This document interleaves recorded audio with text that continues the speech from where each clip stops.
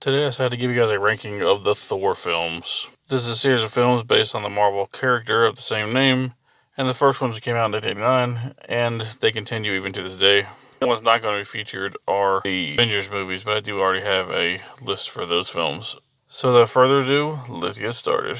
Thor, Love, and Thunder. This is a film that takes place after the events of Avengers Endgame, and we see Thor getting in shape, and there's a new villain named Gore the God Butcher, who, in the name of vengeance against the gods for letting his daughter die, hunts them down one by one with this sword that he found that gives him powers to do so. The problem with this one is it's very goofy and very silly. It's just not a very good movie. It is directed by Taika Waititi, who also did Thor Ragnarok, but this time it's just too silly. There's a plot about Jane dying from cancer, and the Thor hammer actually gives her power, but is slowly killing her as well. And that's about the only drama in the film, and that's undercut by cheap gags. There is a return of Darcy as well as Jane, but it's a major shutdown for the third film and the worst of the four Chris Hemsworth Thor films. Dull, a villain that deserves a much better movie, played by Christian Bale. Really poor humor throughout that has really few to no redeeming values. Up next, we have Thor: The Dark World.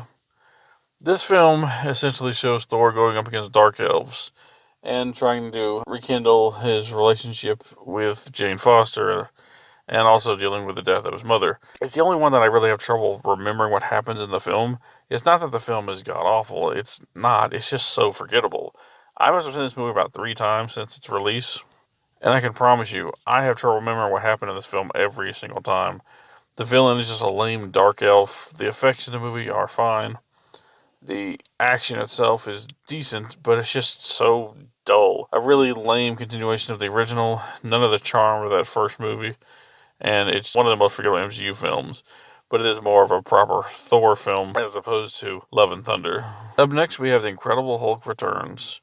Now, this is a film that also made my Hulk ranking, and some people may think this cheap TV movie doesn't deserve to be higher than some of the theatrical films, but honestly, this one has a nice charm to it. I really do enjoy Hulk in this film, but Thor is great as well.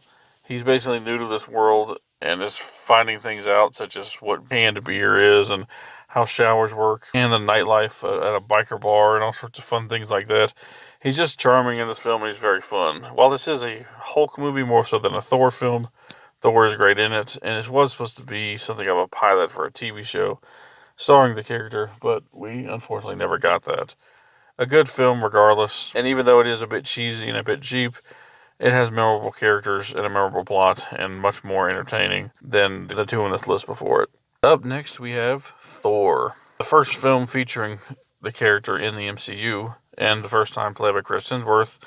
Thor shows a young and arrogant Thor ruining his chances at becoming king of Asgard and getting banished to Earth as a punishment after him and his warriors attack the ice giants in retaliation for them attacking Asgard. It's then up to Thor to try to return back home and learn to be the hero that he was always meant to be. This one, I think, is actually rather enjoyable. The action in the film, while not super heavy on it, is pretty damn good. The direction is really great. The soundtrack is spectacular.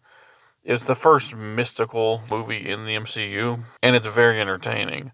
The only real problem that I have with this one is that it does lack in the action, and for a large chunk of the movie, he's just hanging out in the desert with this girl that he meets, Jane Foster, played by Natalie Portman, as well as her scientist colleagues. We also get to see the origin of Loki in this movie as well, and we get to see Thor go up against the Destroyer, this giant robotic creature, which is made by the Asgardians, and he must protect the people of Earth from it, while also learning to be a true hero. And even though there is a bit too much desert sequences in the movie, and there's not quite enough action, the Asgard we do see here is very entertaining. The story's good, Loki's great, Thor's great in the film as well, and overall, it's just an entertaining entry of the character into the MCU. It may not be perfect, but it has some nice emotional moments, some great action, and overall it's just a fun time at the movies. But coming in at number 1 would have to be Thor Ragnarok. Thor Ragnarok was also directed by Taika Waititi, who also did Thor Love and Thunder, but this one's not nearly as silly as that movie.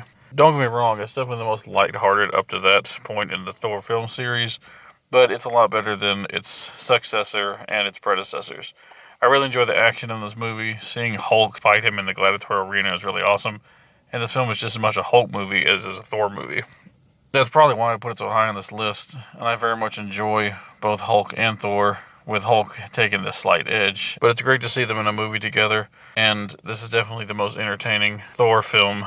The film basically sees Thor stranded on this planet where he must fight in the gladiatorial arena against Hulk, all the while him and Hulk later team up after the fact to take down the leaders of the planet and get back to Asgard to try to save it from Ragnarok, which is being enacted by his sister Hela. It definitely has a damn good plot. The pacing of the movie is really good. The action's really good. There's no Jane Foster love interest in this movie, and that actually I think is to the film's benefit. Well, I do rather enjoy Natalie Portman. The character of Jane Foster never did anything for me. And though it is kind of nice to see her in the first two movies, it got kind of stale by the fourth one.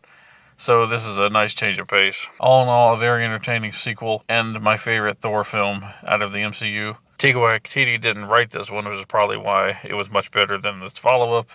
And it's just the right balance of goofy action with serious undertones. And it's my favorite of the Thor franchise. Definitely recommended.